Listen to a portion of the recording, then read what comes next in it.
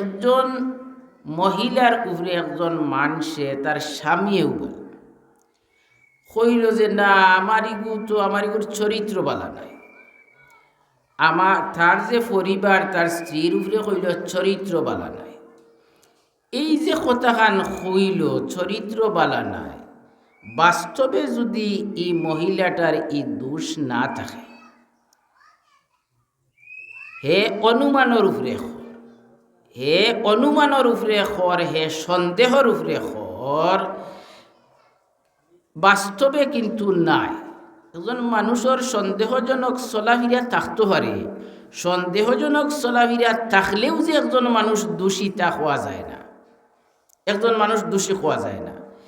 এখন যদি তার কথা এখানে হে যে দাবি করি বইল যে আমার ইগুর চরিত্র বালা নাই, এখন চরিত্র বালা নাই হওয়ার পরে ও যে এটা হইল একটা আঘাত, এই আঘাতটা কিয়র উপরে হইছে? তার ইজ্জতের উপরে আঘাত হইছে। কারণ একজন মানুষের যদি চরিত্র বালা না হয়, যে কোনো মানুষের কাছে এর কোনো মূল্যায়ন থাকতো না। এর লাগি শরীয়তে ওখান দায়িত্ব করছে যে আপনি যদি আপনার পরিবার নাউজুবিল্লাহ মিন জালিক আল্লাহ তাবারক ওয়া তাআলা আমরের হেফাজত করক, কোনো মানুষে যদি তার পরিবারের ব্যাপারে সন্দেহ করে, আর সন্দেহ করিয়া যদি কতখান সমাজও ছাড়ি দে,